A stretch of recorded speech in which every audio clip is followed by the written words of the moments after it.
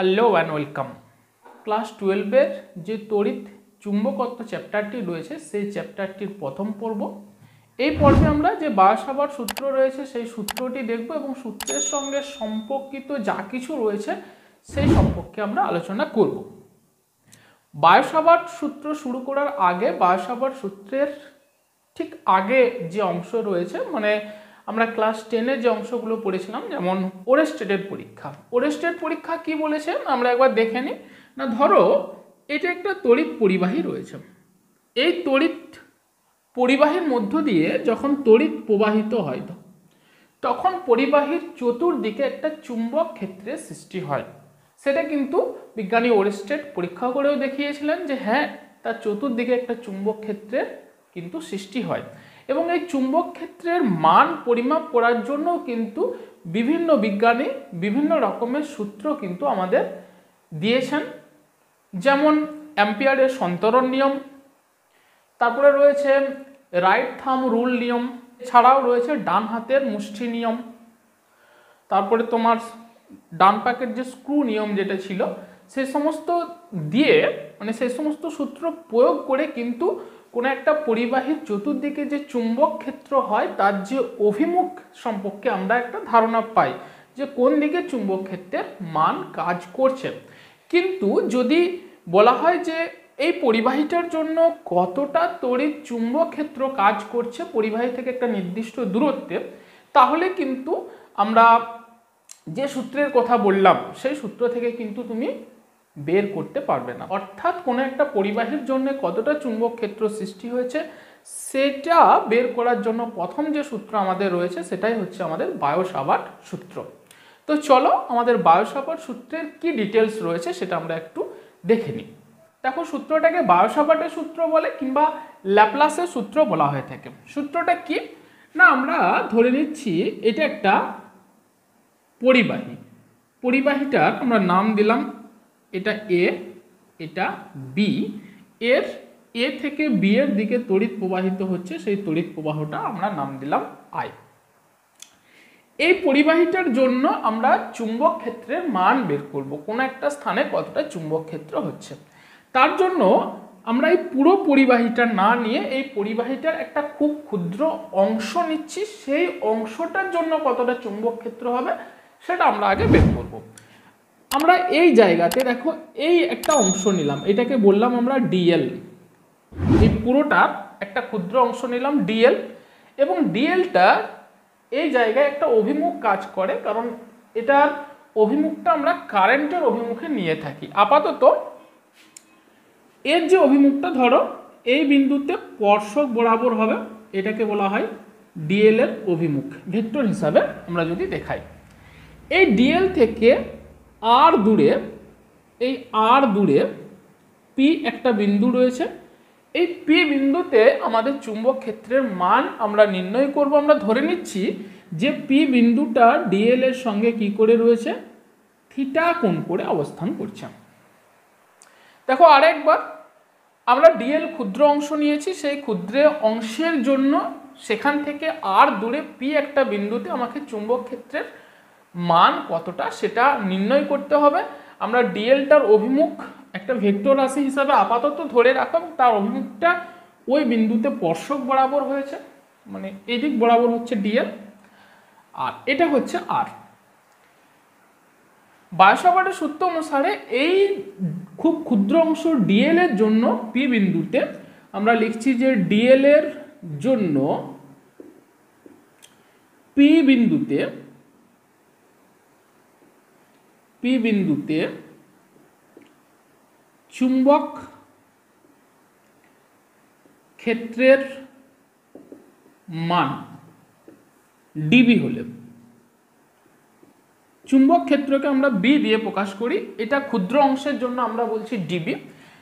সূত্র অনুসারে বলা হচ্ছে যে ডিবিটা প্রপোর্শনাল আই, মানে যত বেশি কারেন্ট যাবে বা কারেন্টের স্ট্রেংথ যত বেশি হবে তত বেশি সেখানে কিন্তু চুম্বক ক্ষেত্র সৃষ্টি হবে।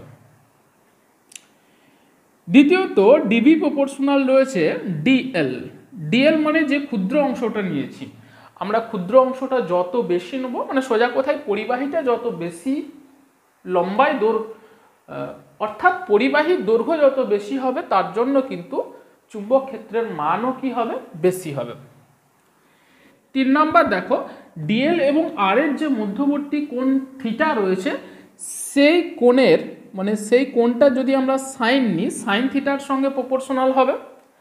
আর একটা অংশ রয়েছে শেষ অংশ, সেটা হলো ডিস্টেন্সের বর্গের ব্যস্তানুপাতিক, মানে পি পয়েন্টটা আমার ডিএল থেকে কতটা দূরত্বে রয়েছে তার বর্গের ব্যস্তানুপাতিক হিসাবে লেখা যায়। তাহলে টোটাল ডিবির মান আমার 4টা অংশের উপর নির্ভর করছে, সেটা আয়ের উপর, ডিএল এর উপর, সাইন থিটার উপর আর আর স্কোয়ার উপর। দেখো সবাইকে যদি আমরা একসঙ্গে লিখি, এই ডিবি এর মান কত আসবে না, উপরে প্রপোর্শনাল হিসাবে দিলে উপরে আই ডিএল সাইন থিটা, নিচে হচ্ছে কত আর স্কোয়ার। এটা আসছে I DL sine theta by R স্কোয়ারের সঙ্গে প্রপোর্শনাল। এবার দেখো সমানুপাতি যদি আমরা চিহ্ন তুলে দিই তাহলে অবশ্যই সেখানে একটা ধ্রুবক আনতে হয়। এই জায়গাতেও আমরা একটা ধ্রুবক নিয়ে আসবো, সেটাকে বললাম কে। উপরে লিখছি I DL sine theta divided by নিচে আর স্কোয়ার। কে হলো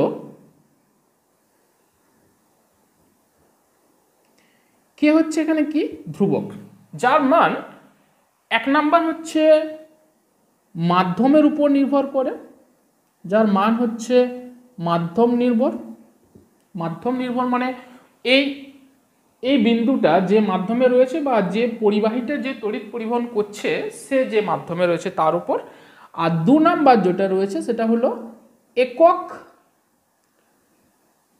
পদ্ধতির উপর। একক পদ্ধতির উপর মানে কি, মানে তুমি এর মানটা সিজিএস এ বসাচ্ছ না এমকেএস এ বসাচ্ছ। সিজিএস এ বসালে একরকম মান আসবে এবং এমকেএস বসালে কি হবে, এক রকমের মান আসবে। এবং এই যে মান, এই কে এর মানটা আমরা যদি এসআই পদ্ধতিতে বলি তাহলে এটা μ0 বাই 4 হয়ে থাকে, একক হয় হেনরি পার মিটার। যদি আমরা কোন পদ্ধতিতে বলছি, এমকেএস বা এসআই পদ্ধতির কথা বলি। আর কে এর মানটা যদি সিজিএস পদ্ধতিতে বলি, সিজিএস পদ্ধতির মান 1 নেওয়া হয়ে থাকে। দেখো আরেকবার, কে এর মান বলছি আমরা μ0 বাই 4 হেনরি পার মিটার, এককগুলো সম্পর্কে ডিটেলস আমরা আসছি, হেনরি পার মিটার। আর এমকেএস পদ্ধতি বা এসআই পদ্ধতিতে আর সিজিএস পদ্ধতিতে হলে কে এর মানটা কি হবে, 1 হবে। এখন কোশ্চেন হতে পারে স্যার μ0 কি? μ0কে বলা হয়ে থাকে, এটা যেহেতু আমরা μ0 বলেছি মানে এটা শূন্য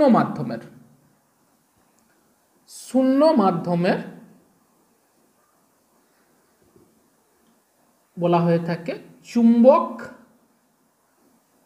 ভেদ্যতা। এটা হচ্ছে শূন্য মাধ্যমের চুম্বক ভেদ্যতা। চুম্বক ভেদ্যতা মানে ওই মাধ্যমের মধ্য দিয়ে কত সহজে চুম্বক বলরেখা ভেদ করে যেতে পারে। যে মাধ্যমের মধ্য দিয়ে যত সহজে যেতে পারে সেই মাধ্যমের চুম্বক ভেদ্যতা হচ্ছে কি তত বেশি। আমরা এখানে ধরে নিয়েছি যে মাধ্যমটা হচ্ছে শূন্য মাধ্যম, মানে বায়ু রয়েছে, তার জন্য আমরা μ0 লিখে থাকি। এবং এই μ0 যে মান, একটা ফিক্সড মান রয়েছে। μ0 মান কত, এটা হচ্ছে 4 ইন্টু 10⁻⁻7 হেনরি পার মিটার। এবং এটা ফিক্সড মান, এটা একবারে আমাদের মুখস্থ করে রাখতে হবে, মাথায় সবসময় রাখতেই হবে। এই মানটা আমরা সব জায়গাতেই বসাবো। μ0 যে মান সেটা 4 ইন্টু 10⁻⁻7 হেনরি পার মিটার। দেখো তাহলে বায়সাভার সূত্রের যে আমার সাধারণ রূপ যেটা এলো আমাদের, যদি এমকেএস পদ্ধতির কথা বলি তাহলে ডিবি এর মান কত আসছে, μ0 by 4 I DL sine theta divided by R square. এটা গেল আমাদের সূত্রের সাধারণ রূপ। কোন পদ্ধতিতে না, অবশ্যই আমার এসআই বা এমকেএস পদ্ধতিতে তুমি বলতে পারো। এগুলোর আমরা পরে আবার আসছি, কার মান কত বা কি একক হয় না হয় সেগুলো। দেখো এই ক্ষুদ্র ডিএল অংশের জন্য আমরা চুম্বক ক্ষেত্রের মান বের করলাম। এবার এই যে এবি পরিবাহীটা, এই এবি পরিবাহীটাকে আমরা অসংখ্য এরকম ক্ষুদ্র ডিএল অংশে বিভাজিত করতে পারি। এটা একটা ডিএল, এটা একটা ডিএল, এই ডিএল, এবং এই প্রত্যেক ডিএল এর জন্য পি বিন্দুতে একটা চুম্বক ক্ষেত্রের মান সৃষ্টি হবে। তাহলে আমরা যদি বলি যে মোট চুম্বক ক্ষেত্রের মান কত এবি পরিবাহীর জন্য, সেটাকে যদি আমরা বি বলি, সেটা সামেশন অফ কি হবে, ডিবি। মানে এই প্রত্যেক ক্ষুদ্র ক্ষুদ্র অংশের জন্য যদি ডিবি ডিবি হয়, সেটা আমরা সাম আকারে লিখতে পারি। এটাকে সাম আকারে লিখলে দেখো সামেশন অফ মিউ0 by 4 pi I DL sine theta by R square. যেগুলো কনস্ট্যান্ট টার্ম রয়েছে সেই টার্মগুলো আমরা বের করে দিতে পারি। তাহলে এটা আসবে দেখো মিউ0 by 4 pi summation of I DL sine theta by R square. এটি হচ্ছে আমাদের পুরো এবি পরিবাহীর জন্য পি বিন্দুতে চুম্বক ক্ষেত্রের মান। এবার এই যে চুম্বক ক্ষেত্রের মান, এই চুম্বক ক্ষেত্রের মানের একক কি হয় সেটা আমরা একটু দেখি। দেখো বি এর একক, বি এর একক, বি এর যদি আমরা এসআই একক বলি, এসআই একক হচ্ছে ওয়েবার পার মিটার স্কোয়ার। ওয়েবারকে আমরা ডাব্লিউবি বলি per metre square. Per metre স্কোয়ারকে আমরা টেসলা বলে থাকি, TSLA। এটাও একটা বিজ্ঞানীর নাম, চিহ্ন হিসাবে আমরা টি হিসাবে দিয়ে থাকি, চিহ্ন হিসাবে দিয়ে থাকি টি।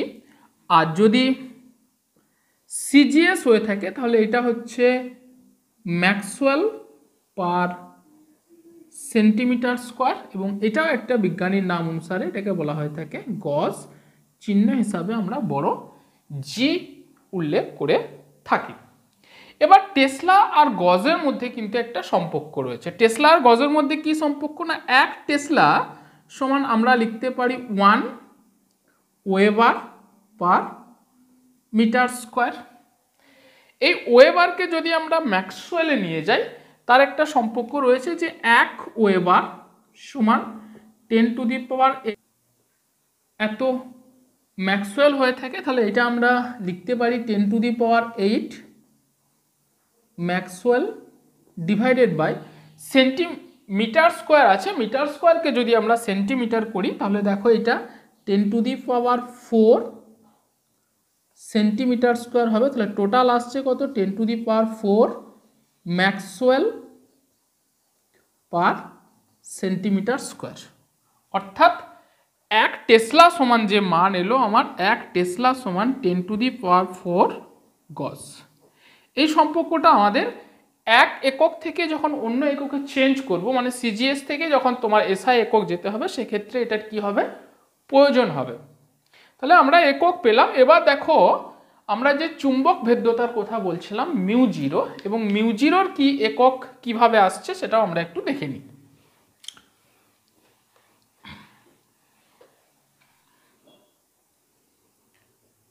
মিউ0 এর একক কেমন হবে, উপরের যে সমীকরণটা রয়েছে সেই জায়গা থেকে দেখো তো আমরা এইভাবে লিখতে পারি কিনা, মিউ0 আই ডিএল সাইন থিটা সমান 4 পাই আর স্কোয়ার ইন্টু এই জায়গা থেকে আমরা ডিবি লিখতে পারি। অতএব মিউ0 সমান কত লেখা যায় দেখো, 4 pi r square dB divided by I DL sine theta. দেখো এসআই একক যদি করি, এসআই একক আর এর জন্য কত আসবে, তাহলে মিটার স্কোয়ার ইন্টু ডিবির জন্য কি বলা হলো, weber, weber per metre square মান বসালে, আই হচ্ছে কি অ্যাম্পিয়ার তড়িৎ প্রবাহ মাত্রা, ডিএল এর জন্য মিটার, আর সাইন থিটারটা একটা মান আসবে। তাহলে এই জন্য এখানে এর কোনোরূপ কোনো একক আসছে না। তাহলে মিটার স্কোয়ার আমাদের কেটে যাচ্ছে, আসছে দেখো ওয়েবার পার অ্যাম্পিয়ার মিটার, বা এটাকে আমরা লিখতে পারি weber ampere to the power -1 metre to the power -1।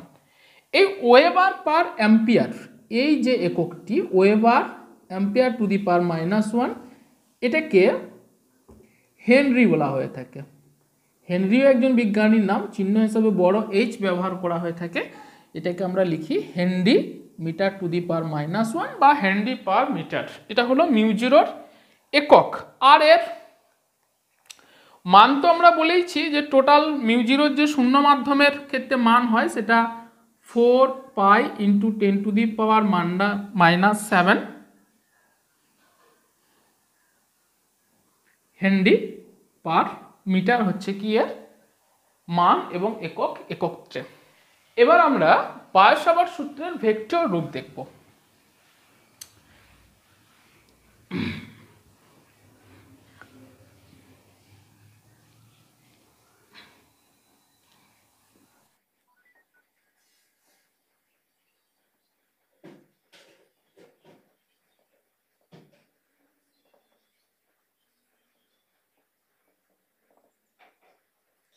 দেখো, পরের অংশ যেটা রয়েছে বায়ু-সাভার সূত্রের ভেক্টর রূপ, মানে ভেক্টর হিসাবে যদি সূত্রটাকে আমরা প্রকাশ করি তাহলে এই সূত্রটা কিরূপ হবে সেটা একবার আমরা দেখে নিই। দেখো, এই জায়গাতে আমরা যদি ডিএল সাইন থিটা যেটা রয়েছে সেই অংশটাকে ডিএল ক্রস আর ইউনিট ভেক্টর হিসাবে লিখতে পারি। আর ইউনিট ভেক্টর এর যদি মান আমরা লিখি, মানে এটার আমি দেখাই এদিকে পাশে লিখলে কেমন হবে, ডিএল ক্রস আর যদি ইউনিট ভেক্টর হয় তাহলে ডিএল হচ্ছে মান, আর এর মান 1, আর এদের মধ্যবর্তী কোণ কত থিটা, তাহলে এটা ডিএল সাইন থিটা। অর্থাৎ ডিএল সাইন থিটার মানকে আমরা কি লিখেছি, ডিএল ক্রস আর ইউনিট ভেক্টর। এবার উপরের যে সমীকরণ রয়েছে সেই সমীকরণটাকে যদি আমরা μ0/4 পাই যেমন রয়েছে রইল, আইটা থাক, এই ডিএল সাইন থিটার জায়গায় আমরা ডিএল ক্রস আর ইউনিট ভেক্টর নিচে আর স্কোয়ার লিখছি। এবার দেখো, কোনো একটা ইউনিট ভেক্টর মানে সেই ভেক্টরের মান ডিভাইডেড বাই তার ম্যাগনিটিউড, আর ভেক্টর বাই আর। তাহলে ওই মান হিসেবে যখন আমরা লিখব μ0/4 পাই, আর একটা জিনিস, যখন এখানে আমরা ভেক্টর টার্ম উল্লেখ করব এই জায়গাতেও আমাকে কি করতে হবে, একটা ভেক্টর দিতে হবে। দুদিকেই যেহেতু আমরা ভেক্টর হিসেবে উল্লেখ করছি, না হলে কি হবে, ভুল হবে। একদিকে তুমি ভেক্টর দিয়েছো আর একদিকে শুধু ম্যাগনিটিউড দিচ্ছ, সেটা কিন্তু করা চলবে না। তাহলে এখান থেকে আই লিখলাম, এটা লিখলাম ডিএল, আর এর জায়গায় কত লিখছি, এটা আর, এই যে এই মান লিখছি, আর ভেক্টর বাই আর, তাহলে এটা এলো আর স্কোয়ার ইন্টু আরও একটা আর গুণ হলো। তাহলে ডিবির যে ভেক্টর ফর্ম এলো দেখো, μ0/4 pi I dl cross r by r cube. এটি হচ্ছে আমাদের ভেক্টর রূপ। কোন সূত্রের, না বায়ু-সাভার সূত্রের ভেক্টর রূপ। এটা কিন্তু আমাদের এইচএসের পরীক্ষায় অনেকবার দেয়। আর এই ভেক্টর রূপটার উপর বেস করে কিন্তু আমাদেরকে অনেক অঙ্ক করতে হয়। মানে তুমি ডিবির মান বের করছো, তার অভিমুখ যদি ঠিক ধারণা না থাকে তাহলে অঙ্ক করতে গিয়ে কি হবে, অনেক ভুল আসবে। মানে যা উত্তর আসার কথা দেখা গেল তোমার ঠিক তার অন্যরকম চলে এসছে। মানে যোগ বিয়োগে তুমি যদি ভুল করো।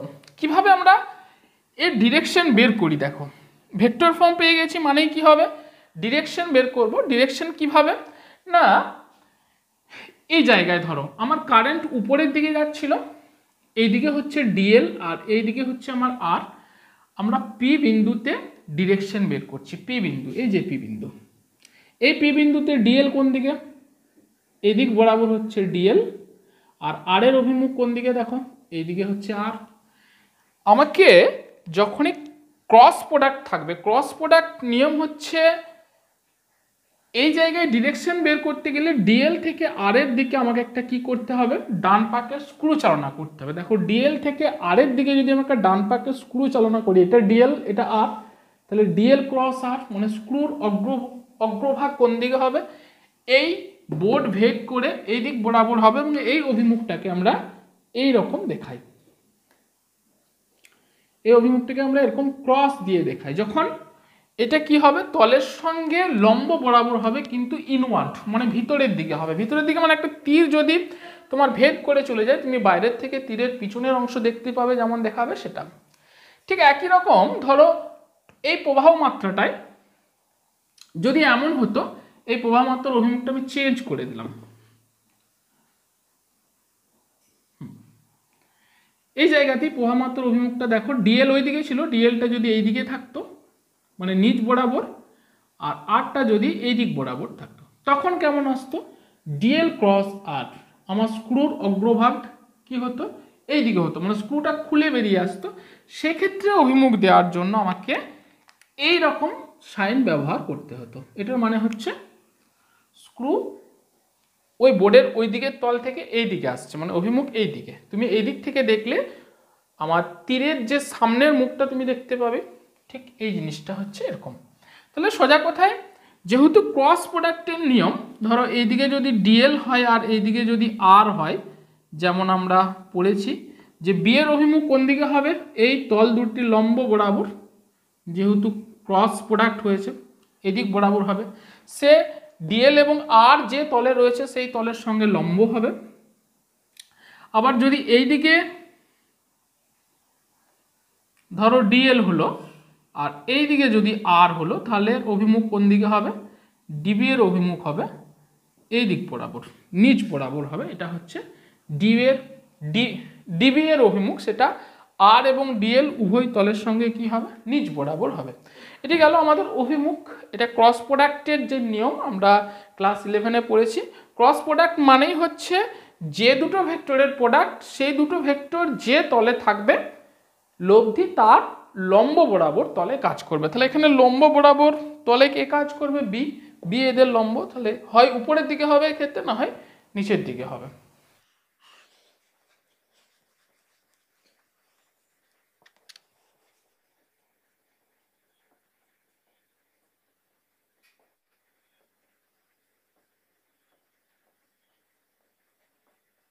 পরের অংশ দেখো, চুম্বকন প্রাবল্য বা চুম্বকন ক্ষেত্র বলতে আমরা কি বুঝি।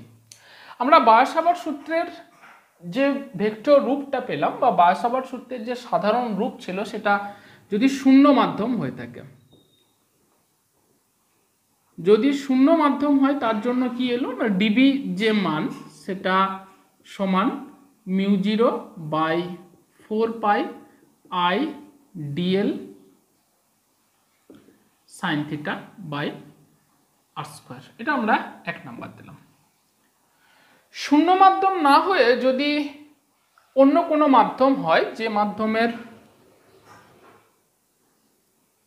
চুম্বক ভেদ্যতা তোমাকে দিয়ে দিয়েছে, সেটা আমরা অপর কোনো একটা মাধ্যম ধরছি, সেক্ষেত্রে আমরা বললাম যে ডিবি না হয়ে ডিবি ড্যাশড হচ্ছে, এবং সমীকরণ কি এলো না μ/4π। মিউটা এখানে কি নেওয়া হলো না, যে মাধ্যমের কথা বলছি সেই মাধ্যমের চুম্বক ভেদ্যতা। বাকি কোনো কি রইল না, বাকি যা রাশিটা ছিল সেটা হবে এরকম হবে। তাহলে দুটো সমীকরণ থেকে দেখো, সমীকরণ দুটির সাধারণ রূপ একই হয়েছে, শুধু ফারাক কোন জায়গায় এসছে, একটা হচ্ছে μ0 শূন্য মাধ্যমের ক্ষেত্রে, আর একটা কোনো মাধ্যমের ক্ষেত্রে সেটা হচ্ছে মিউ। তাহলে এই যে রাশিটা আমরা I/4π dl sin θ/r², এই টার্মটা রয়েছে কি দুটো সমীকরণের ক্ষেত্রেই কি কনস্ট্যান্ট বা ধ্রুবক। এই রাশিটার সঙ্গে কোনো একটা মাধ্যমের চুম্বক ভেদ্যতা যদি আমরা গুণ করে দিই, তাহলে সেই মাধ্যমের আমরা চুম্বক ক্ষেত্রের মান পাবো। এই রাশিটাকে আমরা আলাদা একটা রাশি দিয়ে প্রকাশ করি, সেটাকে বলা হয় থাকে কি চুম্বক প্রাবল্য, মানে ম্যাগনেটিক ইন্টেন্সিটি বা চুম্বকন ক্ষেত্র, এবং এই রাশিটিকে আমরা H দিয়ে প্রকাশ করে থাকি, ম্যাগনেটিক ফিল্ড ইন্টেন্সিটি। শুধুমাত্র এই যে কনস্ট্যান্ট টার্মটা, যেটা কিন্তু মিডিয়াম নির্ভর নয়, এবং যাকে বা যার সঙ্গে গুণ করে দিলেই কি হবে, আমরা বি এর মান পেয়ে যাব। তাহলে সাধারণভাবে দেখো, এটা যদি H হয়, আমরা এই যে শূন্য মাধ্যমের ক্ষেত্রে পুরো চুম্বক ক্ষেত্রের মানটা যদি বি হয় তাহলে বিটাকে আমরা কি বলতে পারি না μ0 ইন্টু এইচ, এটা হতে পারে, কিংবা বি ড্যাশের মান কত হতে পারে মিউ ইন্টু এইচ। এটা হচ্ছে সম্পর্ক কার ক্ষেত্রে, চুম্বক ক্ষেত্রের সঙ্গে চুম্বকন ক্ষেত্র। এইচটা হচ্ছে চুম্বকন ক্ষেত্র বা চুম্বক প্রাবল্য। এবার দেখো তোমাকে যদি বলে চুম্বকন প্রাবল্যের সংজ্ঞা দিতে, তাহলে শূন্য মাধ্যমের ক্ষেত্রে তুমি কি লিখবে, এইচ সমান বি বাই μ0। ঠিক একই রকমভাবে এক্ষেত্রে কি বি ড্যাশ বাই মিউ, অর্থাৎ কোনো এক মাধ্যমে চুম্বক ক্ষেত্রের মান এবং ওই মাধ্যমের চুম্বক ভেদ্যতার যে অনুপাত, সেই রাশিটাকে আমরা কি বলবো, ওই মাধ্যমের ক্ষেত্রে চুম্বকন প্রাবল্য। বোঝা গেছে? তাহলে চুম্বকন প্রাবল্য হলো কি দুটো রাশির অনুপাত। এবার তোমাকে যদি বলে এই রাশিটার একক কি রয়েছে, এই রাশিটার আমরা একক কি পাবো, দেখো তো এসআই একক যদি করি, এসআই এককে আমরা বি এর একক কি বললাম না ওয়েবার পার মিটার স্কোয়ার, আর μ0 কি বললাম Henry per metre.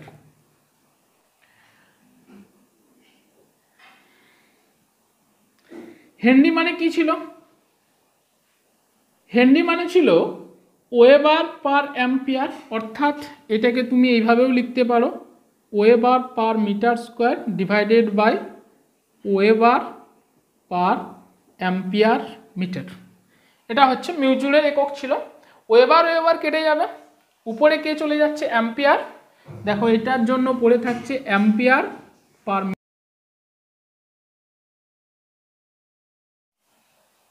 Ampere per metre, এটি হলো এসআই একক। যদি সিজিএস একক বলা হয়ে থাকে, সিজিএস একক কি হবে, সিজিএস একক এর নাম হলো ওয়েস্টেড, এটাকে আমরা ওই দিয়ে প্রকাশ করে থাকি।